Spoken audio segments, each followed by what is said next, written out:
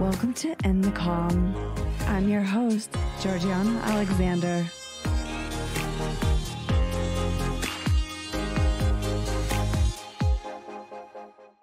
Hello. Welcome back to In the Calm, you guys. I'm Georgiana Alexander. I'm so excited to be here with you and staying true to what we've been talking about and sharing recently in this season, particularly on In the Calm. I'm pulling back the curtain and showing up more visibly with you guys, more vulnerably in sharing kind of what's going on in my world, because I think oftentimes the stories and the magic that we hear from others in their lives is what's so activating and what is so potent and powerful and helping us recognize what we're ready to step into. And so here we go, sharing this week. It has been wild and beautiful and expansive and painful. And I know many of you that I've talked to have felt exactly the same, but it's been just a place of so many up levels, so many upgrades, and just dancing and kind of just bathing and basking in this new chapter for me. It's been a chapter of a different kind of embodiment. I'm going to get into all of these a little bit more with you. I've gotten to have so many amazing sessions this week with quantum shamanic healing sessions with like my absolute dream clients. And that has been such a shift as well, because it's really just kind of unhinging from showing up in any way that I previously had to show up, that I felt I needed to show up professionally in a certain way. And coming from a background of consulting startups and building startups and things like that, and consulting in business and in finance and beauty and e-commerce and all of those places, there was an expectation of a certain type of persona. And I was not being transparent and sharing really my seer self and my shaman self. And that's at the core of my being that was being felt.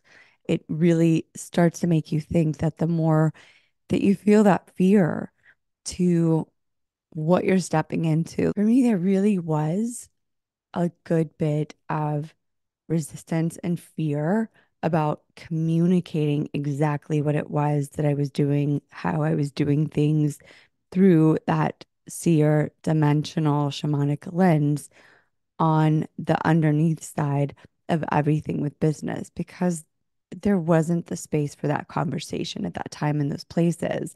And yes, I could have pressed forward, but that's not necessarily my calling. My calling is in the being. And so this has been a really beautiful new chapter to get to embody that being and also communicate openly about all of the different sides of what it is that I do and what I have done. And it has been so magnetic in so many beautiful ways. Magnetic in terms of opportunities, magnetic in terms of soul friendships, partnerships, love in new ways, all of these pieces in life, right?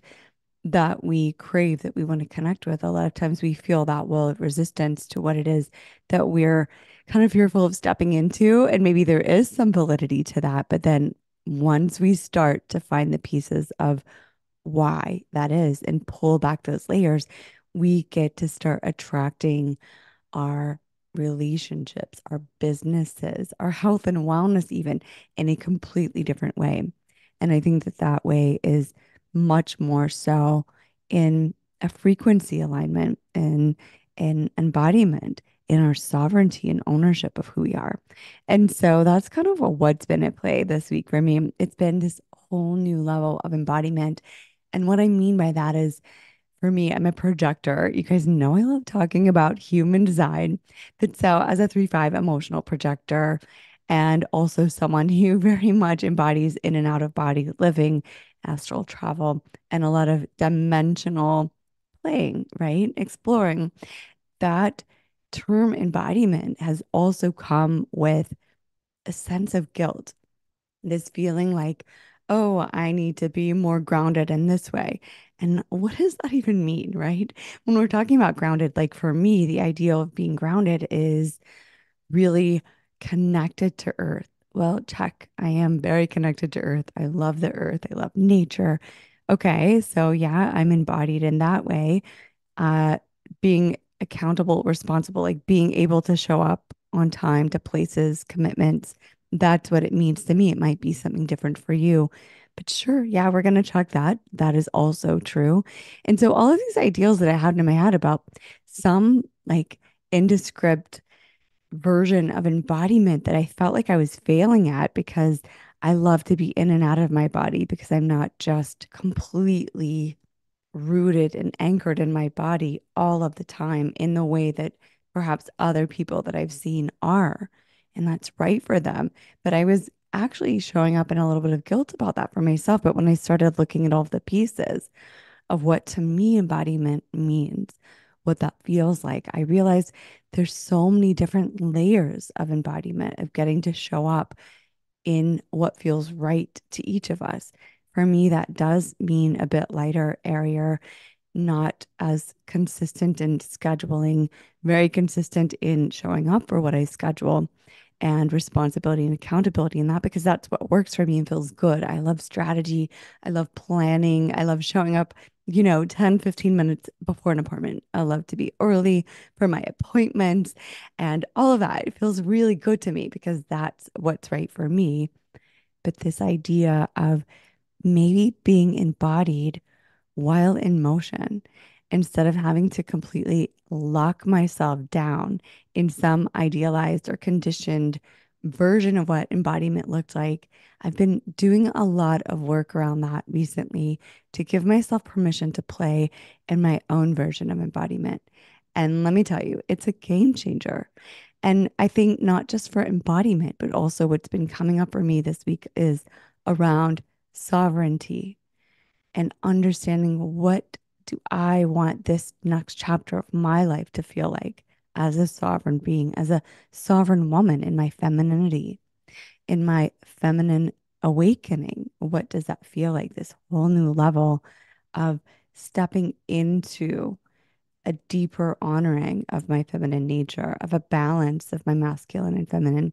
And it doesn't matter if you associate as male as woman, I mean, as female, male, whatever it is that you identify as, we still all have our feminine and masculine balance, right? So that also plays into this idea of sovereignty and as well as embodiment. And so, what else has been going on this week? I feel like in one day, it's been a year. And so, it's sometimes really hard for me to pull back the curtain of what's happening because so much happens. It's sometimes hard to put into words.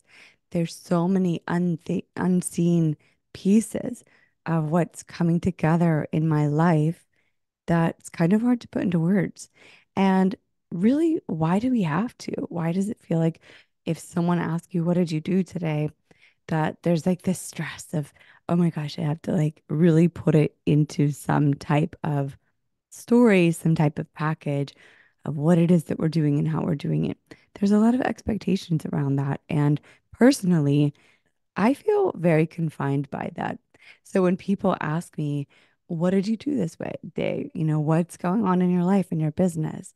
I really wanted to start dancing with this idea and concept of how can I communicate what's going to feel really good to me to say, not just like, well, I did some work. And so let me start by sharing that with you. What did I do this week? Well, I had this really cool activation with some other dimensional friends that are really high level um, healers and teachers.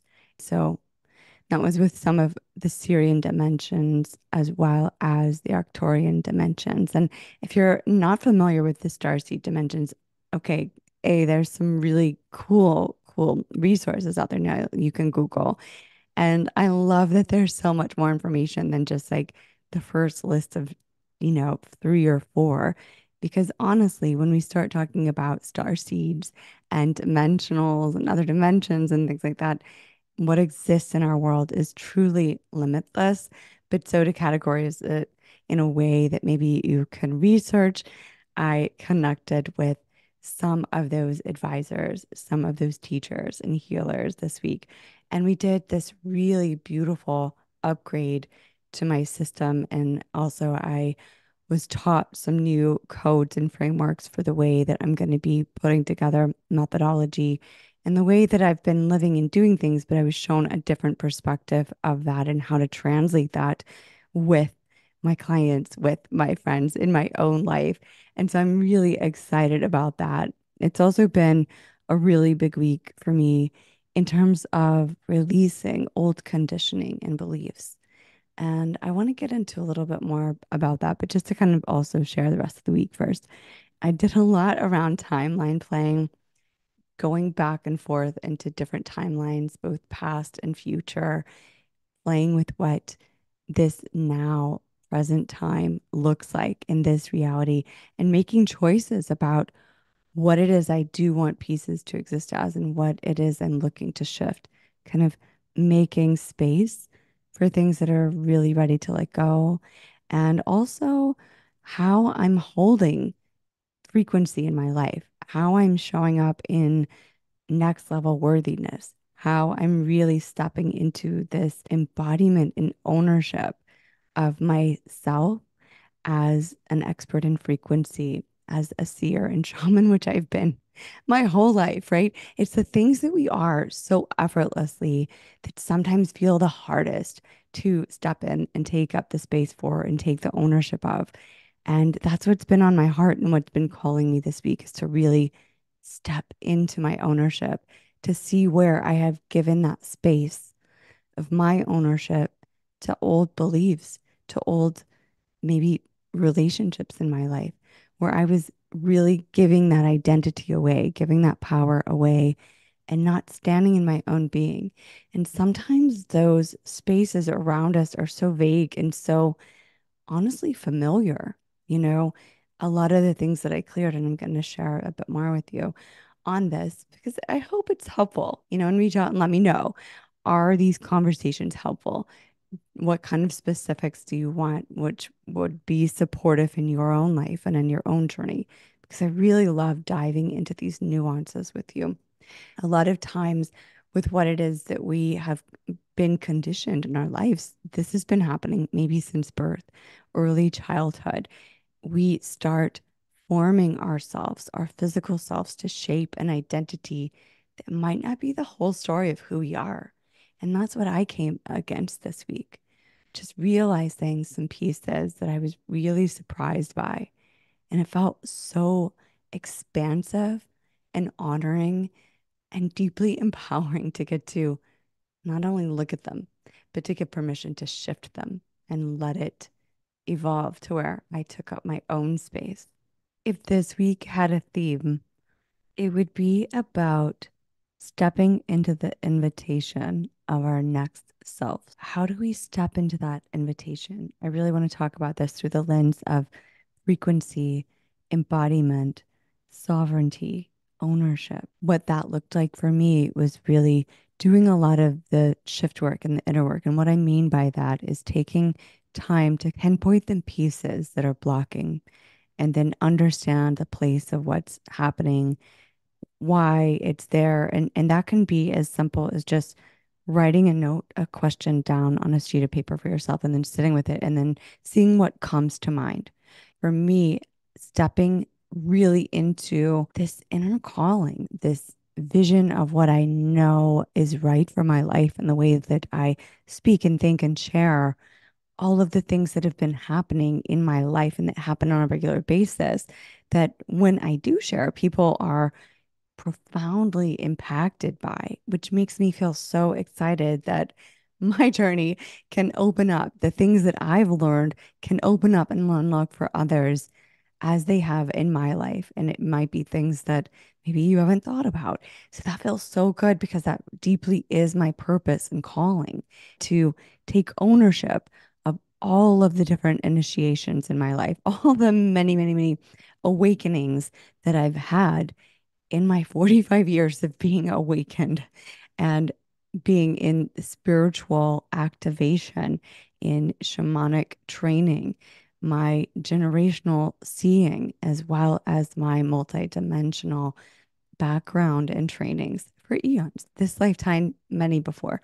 That's a whole other conversation. But so getting to stand into that place, share that, feel safe and open and free to share my voice in that.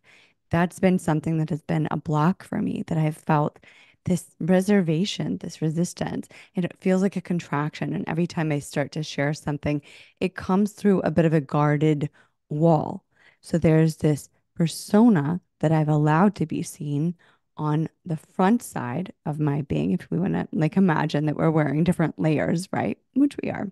So the front side of this, like the outward facing persona, that's what I've allowed, which shared very, very little of the information that I know and have lived and have helped work and create with others kind of behind the scenes with.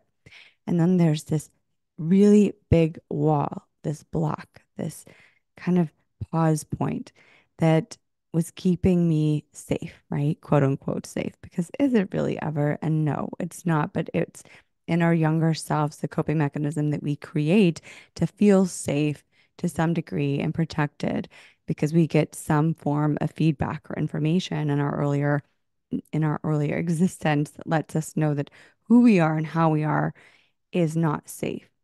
But really, when we start to peel back those layers of what embodiment and safety look like, oftentimes, especially for those who are empathic, we're picking up on a lot of other people's information, right? If I'm standing in front of, say, a parent and they're communicating something to me, but I'm energetically sensitive and empathic, I'm not only hearing the words that they're saying, but I'm also hearing all of the ancestral pieces of information that they're carrying that they don't know that they're carrying necessarily.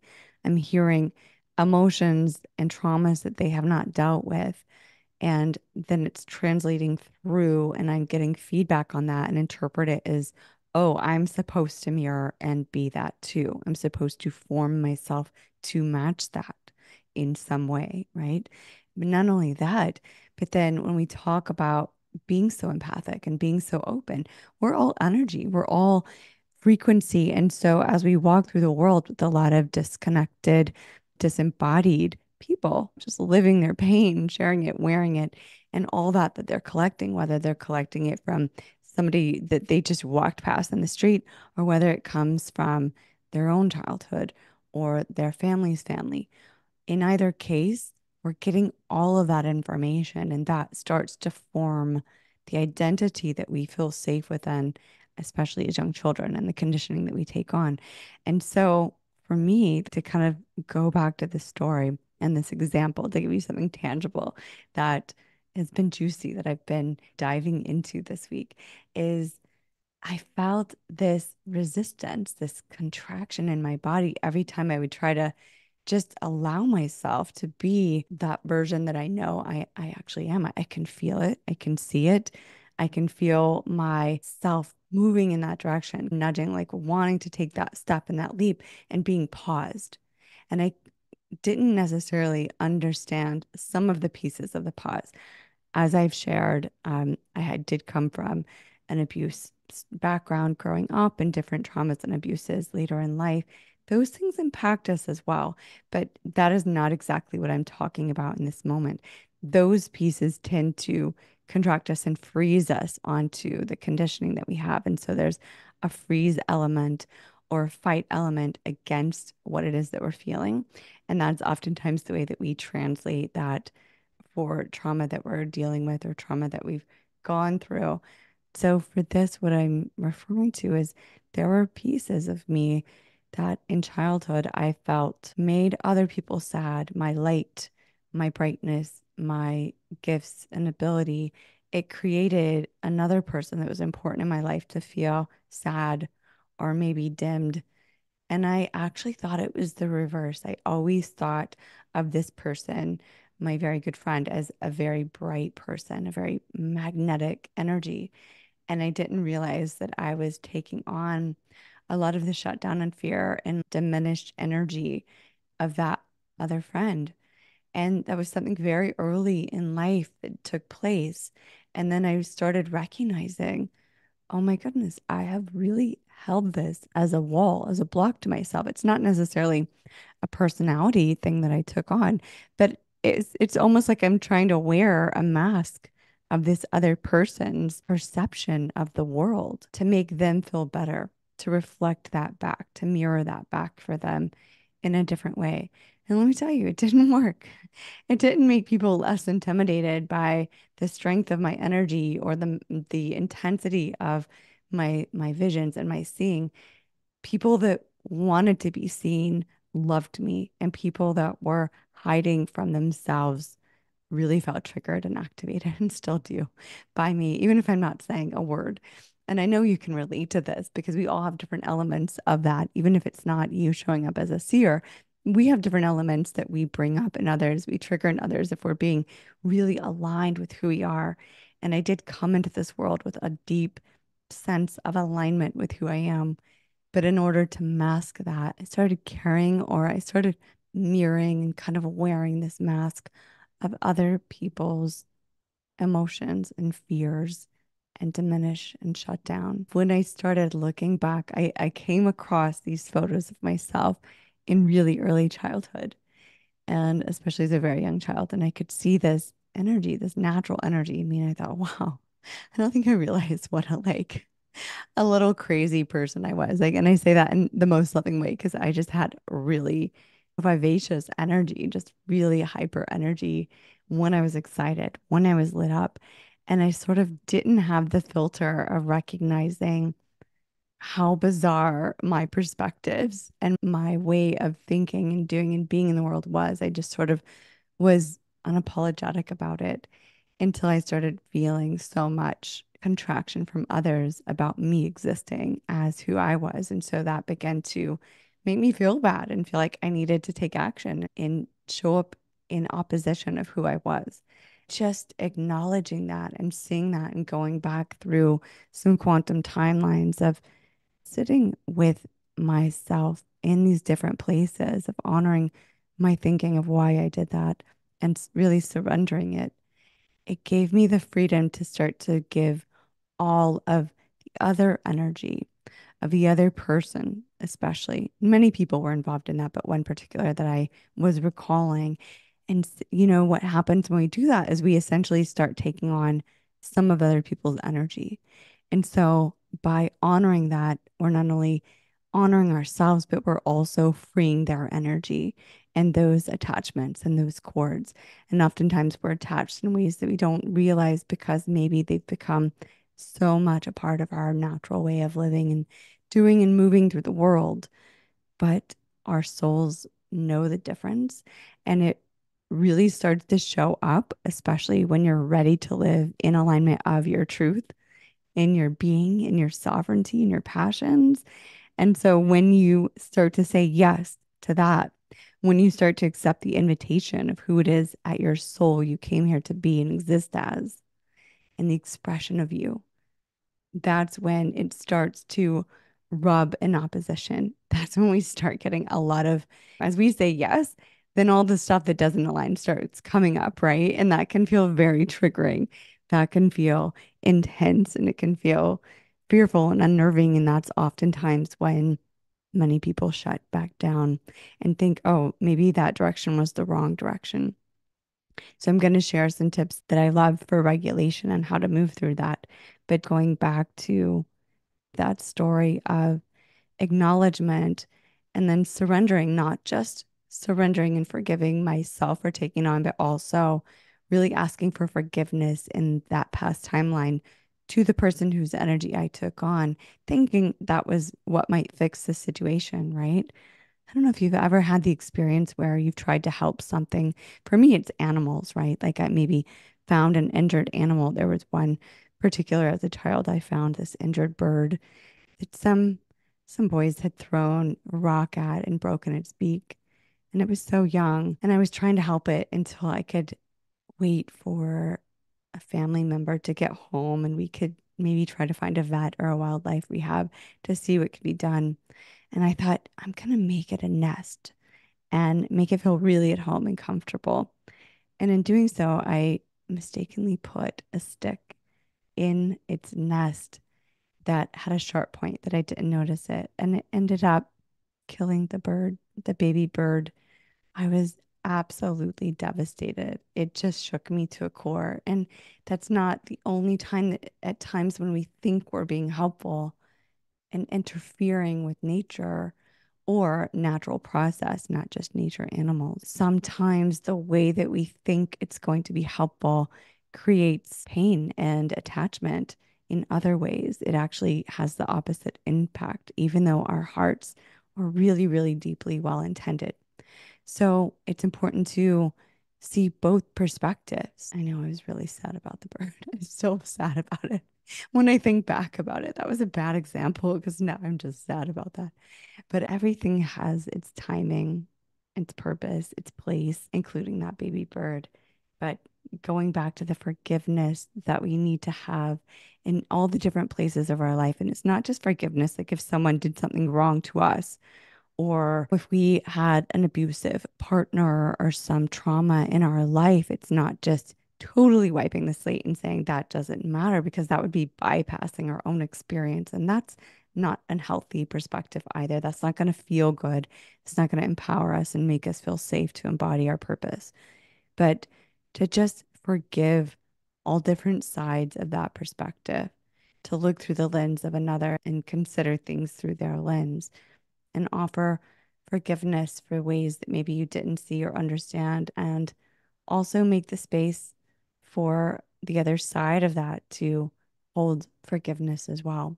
Because a lot of times when things happen, we like to kind of hold our stance of this is right, this is wrong.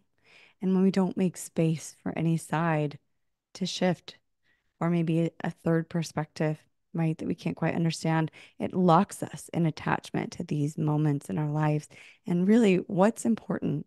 What's worth the cost? Holding on to these moments in our life, whether they feel good, whether they feel bad, being attached to frequencies that no longer serve us is holding us in places where we can't fully step into our whole purpose and whole self and full alignment, our full being. So I think it's really helpful to take time regularly. It's a practice that I do, just looking at clearing what's no longer aligned. And that's really coming from a neutral place. What's no longer aligned with me now? What does where I'm headed look like? What's the vision of my next chapter? And not just visually, what does it look like? Oh, I really want this kind of business, this kind of relationship, this kind of house. What's the frequency? What does that feel like? What does it move like? What does it speak like? Let's kind of dive into that a little bit more too. That's juicy. But going back to the clearing A, what's no longer aligned. And what I mean by clearing is giving permission for it to shift, making space for it to neutralize in your life by both honoring what it was and letting it go. And the letting go part, that surrender part, is where you're going to have to find the way that feels best to you, right? You're going to have to find a place for you, a perspective, a healing, a feeling, a growth that lets you surrender to the situation that was so that you can just move on from it. Allow yourself to be changed, but move on from it. And B, also clearing what was never ours, just like with this week. Clearing identities. I had an identity that I was somehow a more reserved, quiet personality and had been that way since childhood. And the truth was, I was not that way as a child. I was quiet, but I had really expressive energy. I was very creative, very intentional with the way I said things. I took up a lot of energy in a room just because my expansion loved to play and dance and include others. And part of me had accepted an identity that that was wrong or going to hurt people or make people feel bad. So for years, I have been identifying as that, as something that needs to be more quieted. It's not true.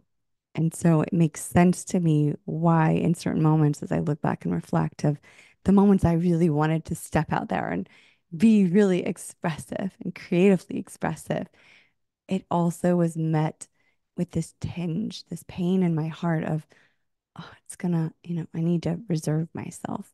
I need to pull back a little. And it was so subtle that I've stepped out and done so many tremendous things in entertainment, performing as an artist, painting and creating in photography, in business, scaling and building businesses, and beautiful relationships and partnerships that were so deep and soulful and expansive, and just trying out every possibility that my soul wanted to know about relationships and how does that work. There was still a place of reserve that I didn't realize that's what I was feeling. So letting go of our identities, and that's also letting go of our beliefs about ourselves, about of others. 'Cause we can let go of our beliefs about others and come to a neutral place.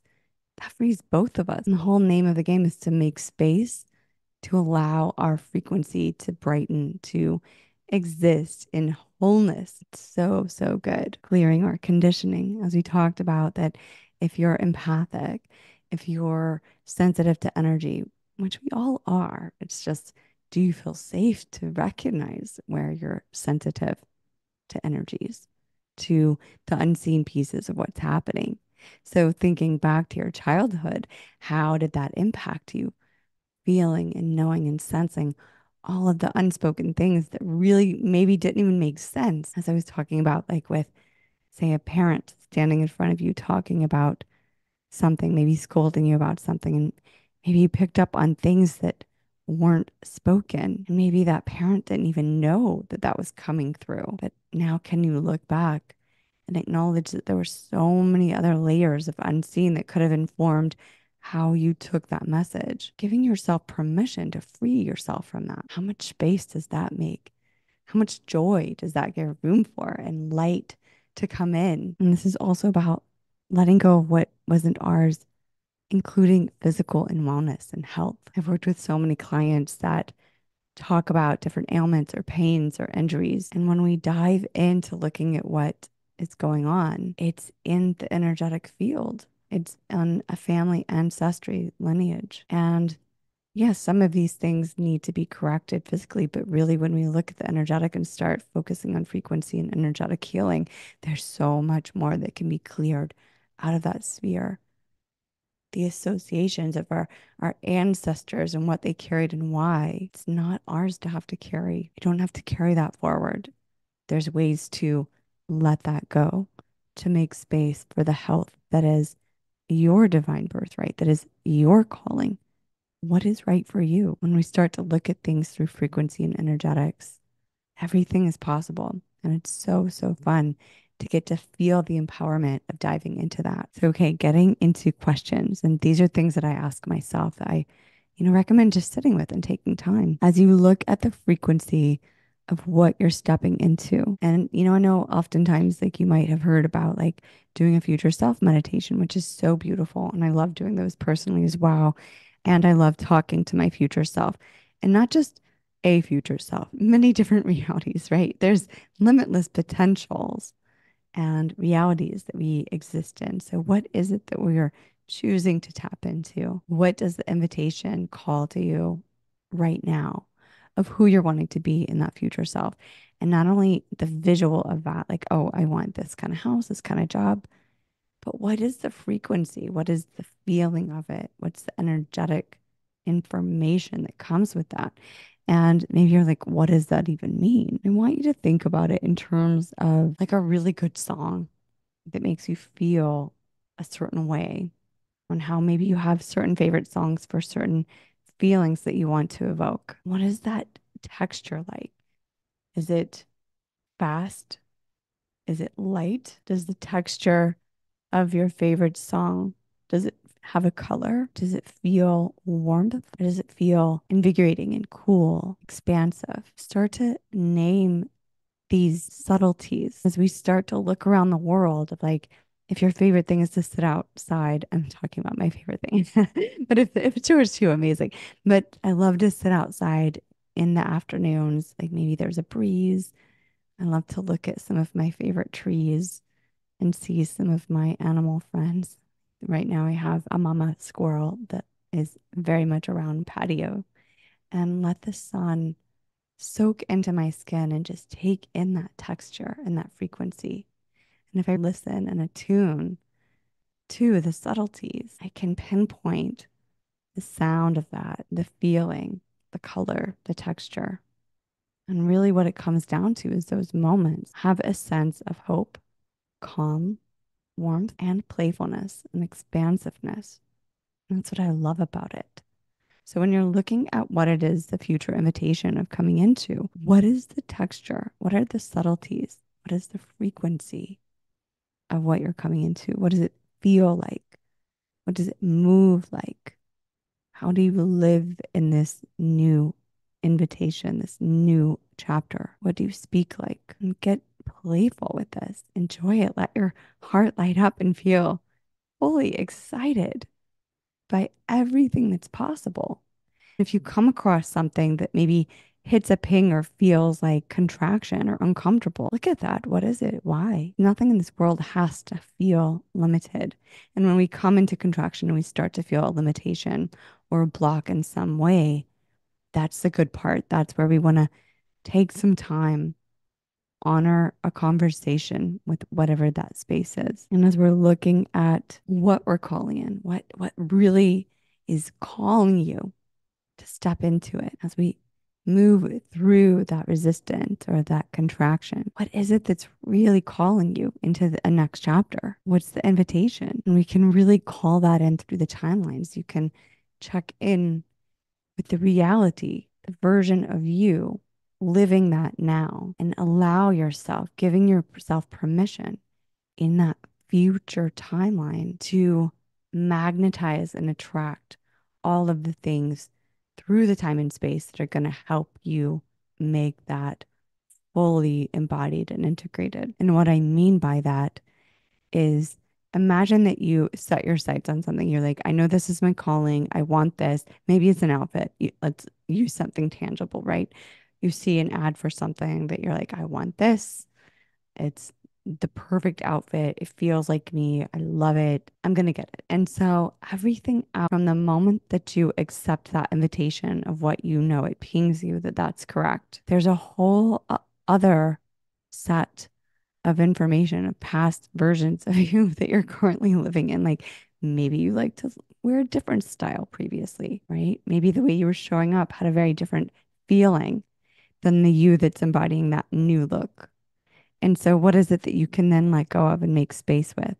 And maybe that's physical, but it also can be and should be emotional, mental, energetic. And that's as simple as giving permission to let it shift. At each chapter in my life that I've been highly magnetic, that I've danced and played in the version of me that I wanted to live in, it's powerful. Magnetism and attraction. It's like the pieces just start lining up without any thought. It's attracted where maybe I would just be walking through a mall and I would come across someone on a path that would offer me an opportunity or a job or a new friendship, or maybe a ping would happen and I would know that I needed to walk into a party or a certain event, and I would meet a soulmate partner in life and in business and get a full experience of something my soul needed to learn and connect with. There's so many stories that I could tell you about the magnetism in my life and how it's shown up. But really, what it comes down to is accepting the invitation of the next version of myself, this next chapter, and allowing my frequency to go ahead and match that, and then start to do the unwinding work of everything that was the former that no longer aligns because I just shifted realities. And it can take as little or as much time as you choose. And that's the beauty, is you get to decide. This has been a really, really beautiful week. And again, every week feels like many years in one, which is so fun and also very overwhelming. I'm sure you feel that way as well. But as I share these stories, hopefully, again, as I've said, they're helpful to hear a perspective of the way someone's taking, for me, sharing my frequency leaps and the work that I do. And I'm making it tangible and accessible and using real life tools. Oh, I also said we would share some nervous system regulation. Yes, let's talk about that, because the nervous system regulation is also a big part of that as we step into the next chapter of ourselves, as you're unlocking all the pieces that are no longer aligned to you. And that could be, again, as simple as maybe certain outfits don't work for you. Maybe you have new taste. that, in what you eat, or maybe your sleep schedule kind of changes, or how you want to work out changes. It could be that, or it could be really deep, soulful things. It could activate you to unlock childhood traumas and conditioning and pieces to that nature as well. Everything in between. But it's really important as we get called to our next chapters to accepting the invitations that our future selves are sending to us to say, like, hey, let's get aligned to this version of life. This is going to be a blast. This is what I want to show up for, right? To also take the space and time to allow your nervous system to reset so that you can fully embody and live in joy in that invitation. We always say it's so important to get sleep and rest, to move maybe a little slower while you're in the middle of such a big process, especially if you know that some of the things that you're activating are also going to be clearing any trauma or deep emotional wounds or shadows. Really give yourself space in those places, in every kind of activation, yes, but especially in those moments, if that's what you're in the middle of leaping and moving through. Your body needs time to reset itself, and you want to create an environment where you feel safe to move into that new space. Drink plenty of water. Do things that are very calming to your system. Slow moving and dancing, swaying, holding your body, eating nourishing foods, things that really support you. And sometimes that is junk food, to be honest. Like sometimes the support and nourishment I need are more rich or sometimes chocolate, and that's okay.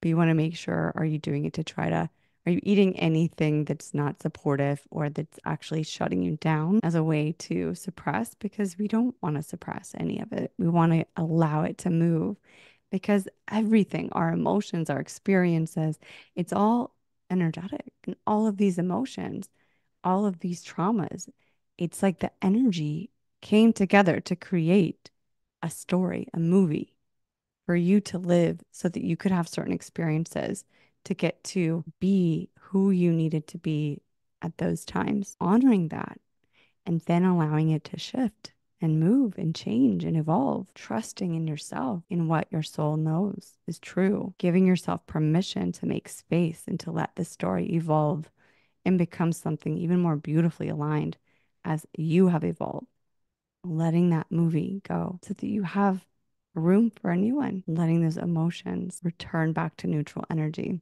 And something we can talk about more deeply as well. And just play with this dance of invitation, accepting the invitation to your next space, and then seeing what contracts in a very regulated space of calm space, breath work, meditation, whatever feels really good, but especially rest. Your body needs rest and shut down, quiet time in order to process these huge leaps. But as you are in those places, tune into what feels contracted, to what feels like it wants a little bit more of your attention. Because those are the gift points. Those are the places that really are going to give you some expansion by honoring them and looking at them and working with them. Dance with what is calling you and how you can accept the invitation. It's been a beautiful week. I'm happy to get to share some of these places with you in this conversation. And I can't wait to hear where you're accepting your invitation and what's going on in your world, and maybe how these conversations have shifted perspective in your thinking that's giving you more excitement, more freedom, and more permission to really dive into your own next chapters. Okay, I can't wait to see you soon. Reach out, DM, connect. You can find me on Instagram. I'm over on YouTube, but reach out and connect. I can't wait to hear your stories and your leads. And I will see you next week.